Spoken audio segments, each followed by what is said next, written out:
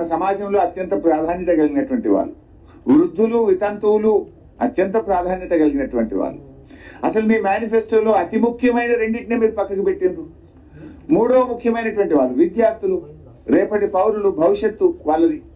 ఆ విద్యార్థులకు 5 లక్షల విద్యా భరోసా కార్డు అని మీ మేనిఫెస్టోలో చెప్పారు. స్కూటీలు చెప్పారు. ఎస్సీ ఎస్టీలు 10వ తరగతిలో పాస్ అయితే ప్రతి విద్యార్థికి 10,000 రూపాయలు ఇస్తామన్నారు. ఏది దాని ప్రస్తావన? దళిత గిరిజన విద్యార్థులకు మోసం, మొత్తం విద్యార్థి లోకానికి మోసం. విద్యా భరోసా కార్డు ప్రస్తావనే లేదు. 100 రోజుల్లో 6 గ్యారెంటీల్లో చెప్పి ఇవాళ విద్యార్థులకు కూడా మీరు తీవ్రమైనటువంటి మోసం చేశారు. ప్రజాపాలన కింద 1,90,00,000 దరఖాస్తులు వచ్చినాయి. వెంటనే రేషన్ కార్డులు ఇస్తామని చెప్పిండ్రు. ఏది రేషన్ కార్డుల ప్రస్తావన ఏది? ఎప్పటి నుంచి ఇస్తారో చెప్పలేదు. మరో ముఖ్యమైనటువంటి వాళ్ళు నిరుద్యోగులు.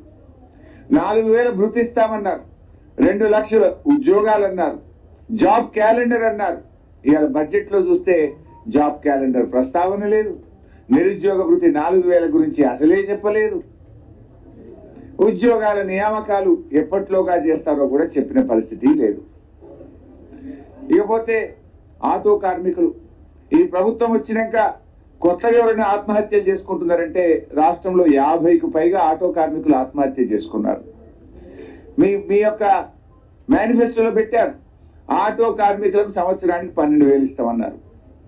మా వృత్తి పోయింది, మాకేదైనా సహాయం చేయండి అని ఆటో కార్మికులు ఇలా గొంతెత్తి రాష్ట్రం మొత్తం కూడా అడుగుతా ఉంటే ఈ ప్రభుత్వం కనీసం అత్యంత పేదవాళ్ళు, రెక్కాడితే డొక్కాడని వాళ్ళు, వృత్తిని నమ్ముకున్న వాళ్ళు, పొద్దున్న లేచి కష్టాన్ని నమ్ముకొని పనిచేసే ఆటో కార్మికులకు తీవ్రమైన నిరాశను మిగిల్చింది, మొండి చేయి చూపించింది ఈ కాంగ్రెస్ ప్రభుత్వం.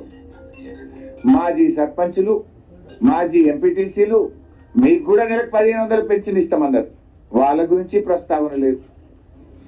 ఇకపోతే చేనేత కార్మికులు, ఈ ప్రభుత్వం వచ్చిన తర్వాత ఎవరైనా ఆత్మహత్యలు చేసుకుంటున్నారంటే ప్రతిరోజు పత్రిక చూస్తే చేనేత కార్మికుల ఆత్మహత్యలు ఉన్నాయి. వారికి ఒక ఊరట కలిగించే ప్రయత్నము, వారికి ఉన్న పథకాలు కొనసాగించే ప్రయత్నము, వారికి బడ్జెట్ లో కేటాయింపులు గుండు సున్నా. చేనేత కార్మికులకు మోసం చేసిండ్రు. హైదరాబాద్ అభివృద్ధిని గత ప్రభుత్వం నిర్లక్ష్యం చేసింది అంటే కళ్ళుండి కూడా చూడలేని కబోదులు అట్లా మాట్లాడతారు. అసలు అది మాట్లాడే మాటని అది బడ్జెట్ లో ప్రస్తావిస్తే హైదరాబాద్ ప్రజలు నవ్వుకుంటారు. ఇవాళ చంద్రబాబు నాయుడు గారు ఆ మధ్య మన ముఖ్యమంత్రి అయిన తర్వాత కూడా హైదరాబాద్కి వస్తే ఏమన్నారు? నేను అభివృద్ధి చేశాను, మొన్నటిదాకా పనిచేసిన ప్రభుత్వం నాకంటే బాగా చేసింది అని ఈ రాష్ట్రానికి, ఉమ్మడి రాష్ట్రానికి ముఖ్యమంత్రిగా ఉన్న చంద్రబాబు నాయుడు గారు కూడా కేసీఆర్ గారి అభివృద్ధిని ఆయన కొనియాడారు. ఆయన కూడా చెప్పారు, లోకం మొత్తం మెచ్చింది. ఇప్పుడు ఎక్కడో ఉన్న రజనీకాంత్ కూడా హైదరాబాద్కి వస్తే సూపర్ స్టార్ రజనీకాంత్ నేను హైదరాబాద్ లో ఉన్నానా న్యూయార్క్ లో ఉన్నానా అన్నాడు. రజనీలకు అర్థమైంది కానీ కాంగ్రెస్ గజనీలకు ఇంకా అర్థమైతలేదు. ఎంతో మంది హైదరాబాద్ మెచ్చుకున్నారు. వాస్తవాలు చెప్తే ఆ బడ్జెట్ ఒక అందం ఉంటది, ఒక బాధ్యత ఉంటది. కానీ హైదరాబాద్ అభివృద్ధి జరగలేదని మాట్లాడడం ఇట్స్ ఎ జోక్. అందుకే కదా హైదరాబాద్ లో మొత్తం సీట్లు మమ్మల్ని గెలిపించి మేము ఒక్క సీటు కూడా ఇవ్వలేదు. కాంగ్రెస్ ప్రభుత్వం ఏ రంగంలో కూడా విజన్ లేదని ఈ బడ్జెట్ లో మాకు అర్థమైతా ఉంది. గత ప్రభుత్వాన్ని నిందించడమే తప్ప ఎన్నికల్లో ఇచ్చిన హామీల పైన దాటవేత వైఖరిని ప్రదర్శించారు. కేసీఆర్ ప్రభుత్వం యొక్క ఘనతలను తమ ఘనతలుగా చెప్పుకునే ప్రయత్నం చేసి అభివృద్ధే జరగలేదు ఈ 10 ఏళ్లలో అని మాట్లాడినారు. అంటే వాళ్ళకే కాంట్రడిక్షన్. వాళ్ళు ఇచ్చిన ఎకనామిక్ సర్వే బుక్ లో కానీ వాళ్ళు ఇచ్చిన ఈరోజు బడ్జెట్ లో కానీ ఏముంది? ఈ దేశంలో తలసరి ఆదాయంలో తెలంగాణ ఆ గోవా సిక్కిం తప్పితే దేశంలో నంబర్ 1 స్థానంలో తెలంగాణ ఉంది.